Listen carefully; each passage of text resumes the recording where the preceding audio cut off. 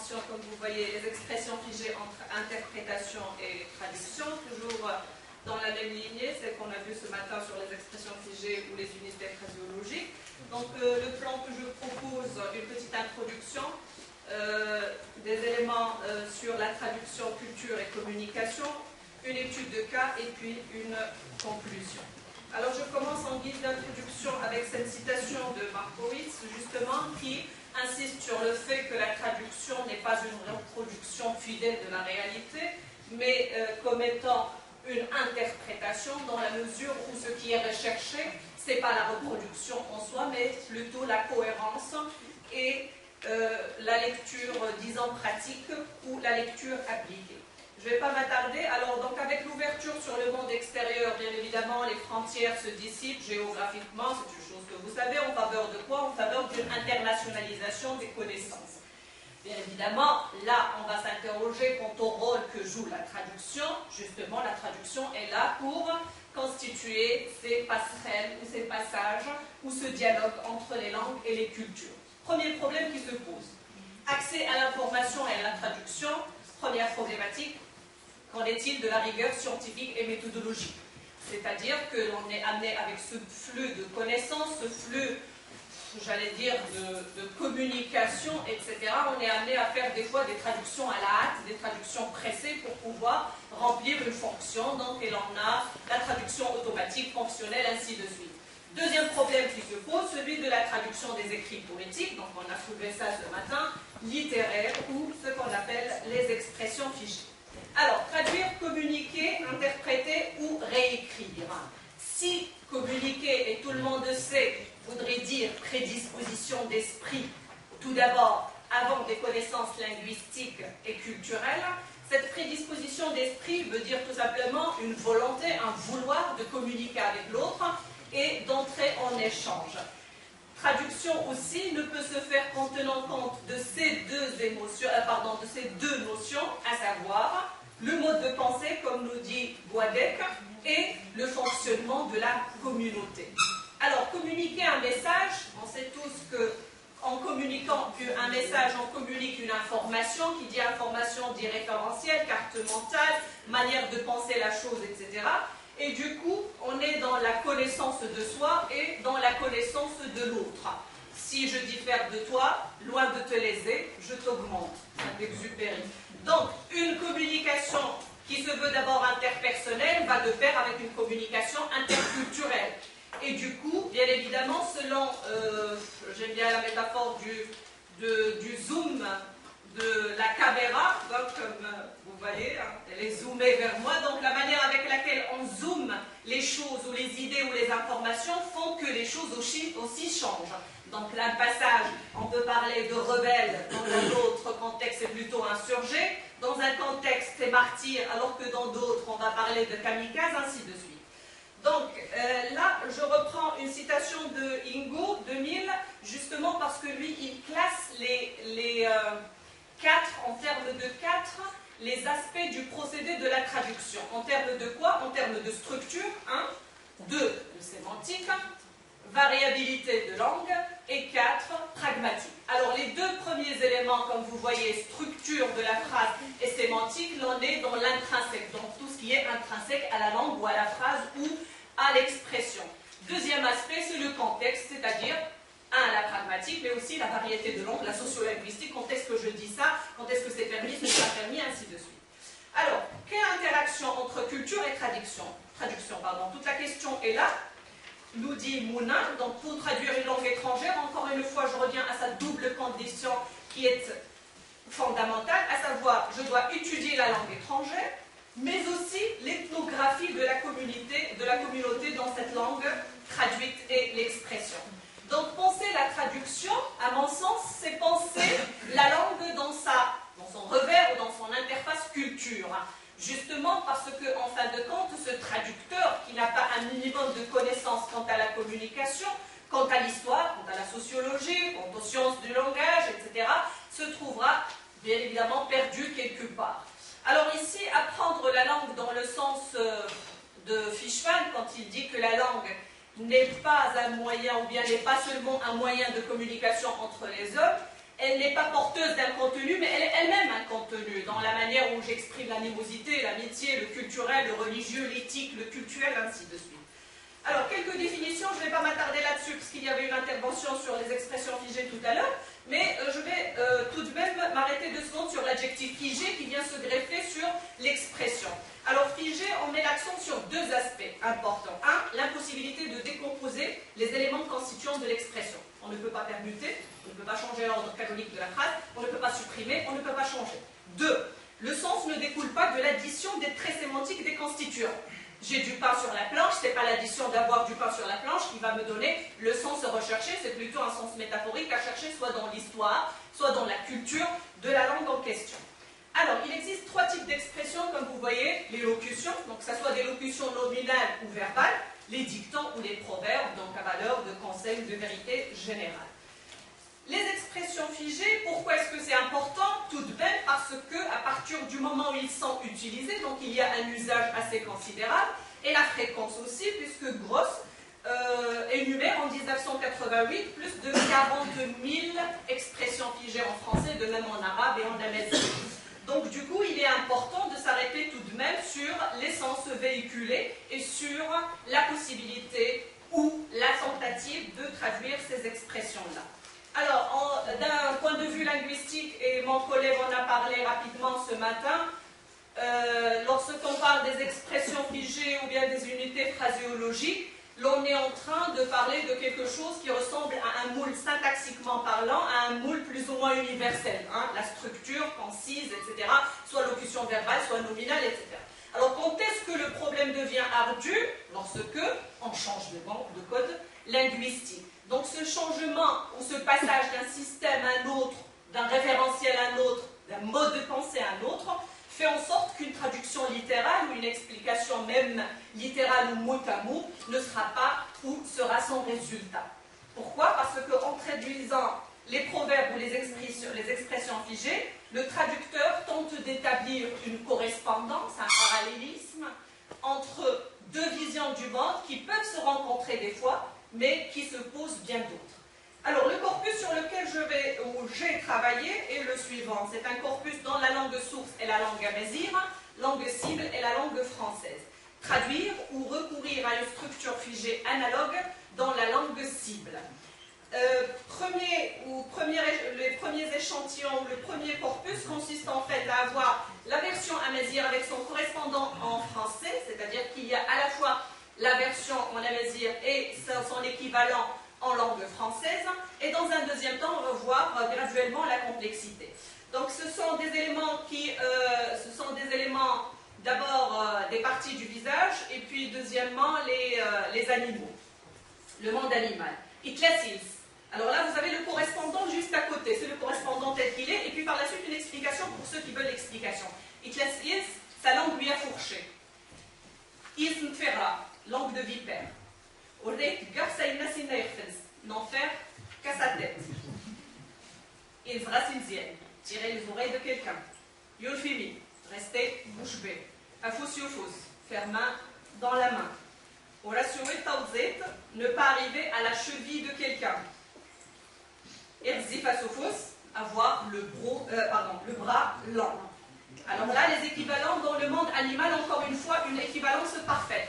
Lasnouchen, fin de loup. La foule l'ostimren, poule mouillée. Allez les Amaziens, je vous donne l'expression et donnez-moi le correspondant. Ça sonne à mouchdiri, s'entendre comme chien et chat. L'khdem tout fait, travail de fou. Le meish nouidi, mener une vie de chien. Yuzazger ziwaskioun, prendre le taureau par les cornes. Narlisgar et s'khadarbirtouya. Lorsque les bœufs se battent, l'herbe en souffle. C'est l'expression correspondante dans la langue française telle que Adiadjab Bemosh et Radaïn, Abancha, Bomra. Alors, bien évidemment, question légitime.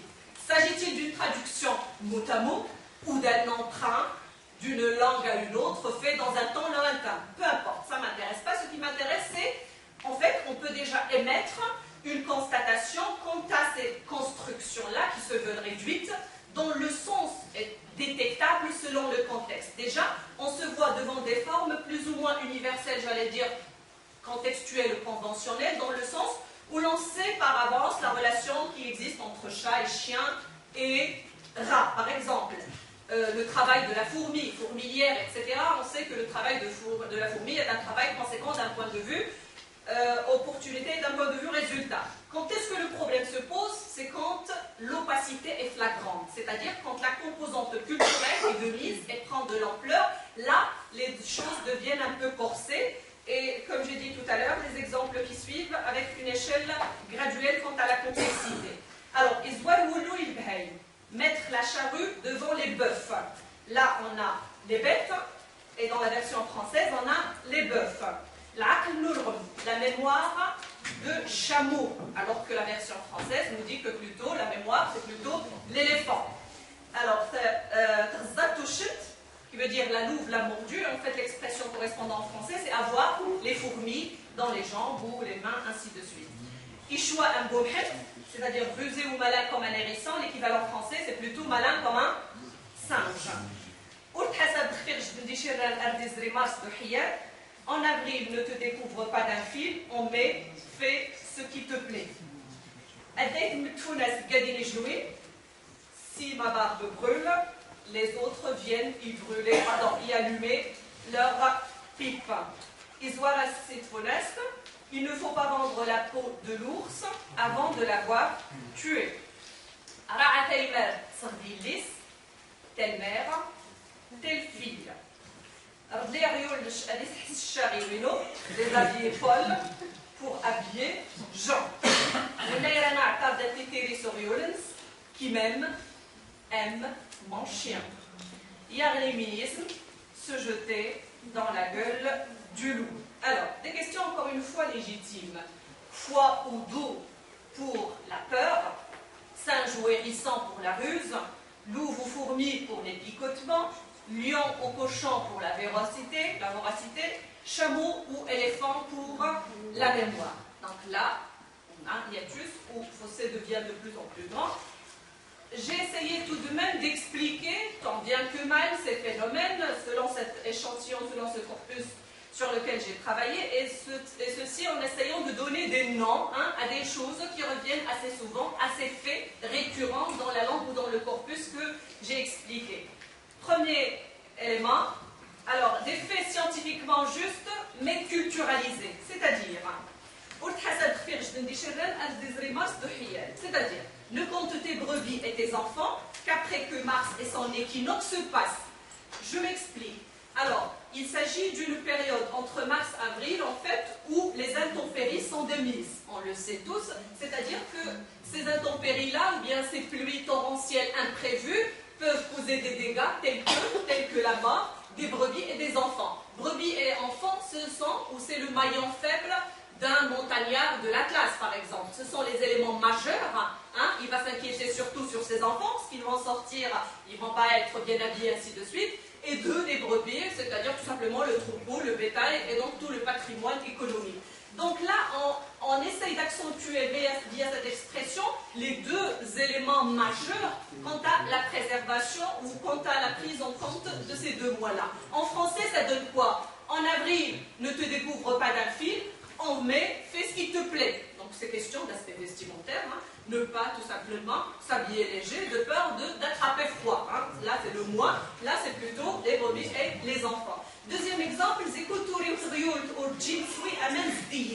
depuis que l'ânesse a mis bas, elle n'a jamais bu de l'eau propre. C'est-à-dire, encore une fois, un montagnard ou une personne qui ne côtoie pas les éléments naturels au quotidien n'aurait pas cette capacité de savoir que lors de l'action ou lors du veuvage tout simplement, le petit peut troubler l'eau en sautillant, d'accord? Et puis l'ânesse se retrouve en train de boire, là ce n'est pas le sens recherché, mais juste le sens littéral, en train de boire de l'eau qui n'est pas pure ou qui n'est pas propre.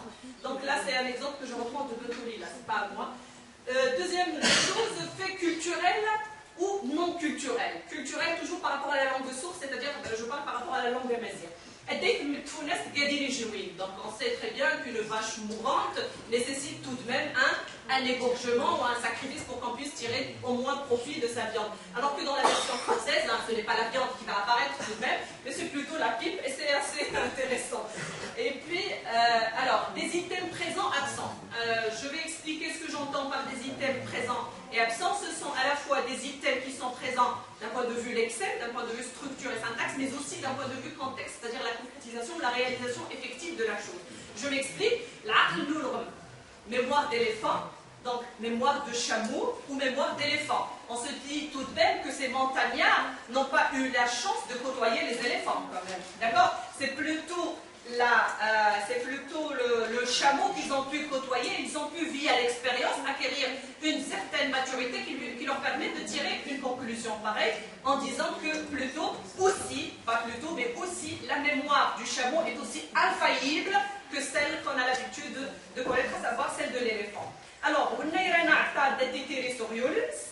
celui qui veut le colporteur le veut avec son âne, donc je veux bien avec son âne, et bien évidemment tout le monde sait le travail ardu que fait un âne, encore une fois dans les zones montagnardes. L'équivalent dans la version française c'est plutôt le chien, et c'est assez compréhensible, qui même aime mon chien, le chien de compagnie, qui tient compagnie de la personne. Enfin, le quatrième élément c'est la transposition milieu naturel et milieu humain, parce que j'ai beaucoup travaillé en fait sur ce transfert ou cette interaction entre milieu naturel et montagnard, qui veut dire sens littéral. TL, c'est la traduction littérale. Tout à l'heure, notre collègue avait signalé cela. Regarde la jument et achète sa petite. En fait, il s'agit du contexte lorsque l'on est amené à demander une personne au mariage. Donc, on cherche un peu les origines, si vous voulez, les parents, ainsi de suite. Donc la version française, elle est assez littérale, telle mère, telle fille. Et on a d'autres exemples. Alors, Koutouyat Farizoural. Chaque herbe suit sa racine. Donc justement, parce que cette observation de la nature leur a permis tout de même de tirer pas mal de figures et d'expressions dans ce sens. Alors une synthèse, puisqu'il reste 4 minutes. Il y a un petit schéma que je propose justement pour montrer cet engrenage entre construit référentiel et culturel qui est omniprésent et qui est là, mais aussi le construit linguistique, c'est-à-dire je veux bien, j'ai beau être un bon linguiste, j'ai beau étudier, je ne sais pas moi, toutes les théories du monde, mais en fin de compte, si je n'ai pas ce construit référentiel et culturel, je risque d'être à côté de la plaque. Deuxième élément pour la synthèse, donc traduction comme étant un carrefour à la fois intertextuel et interculturel, nécessite une connaissance de la langue de source et de la langue de cible, donc vocabulaire, syntaxe, stylistique, et on en a parlé ce matin. 2, un savoir référentiel et culturel, c'est-à-dire des connaissances de même historiques, et ainsi de suite, qui me permettent de m'aventurer déjà dans la traduction. Et puis cette capacité ou cette habileté à se réapproprier, c'est ce qu'on appelle la réappropriation étrangère, c'est-à-dire cette capacité soit de gérer l'imprévu, soit par un emprunt, soit par une note de traducteur, par des analogies, des explications, ainsi de suite, pour pouvoir essayer, dans la mesure du possible, de garder le sens, j'allais dire dans sa généralité, et non pas dans le sens littéral. Et je vous remercie.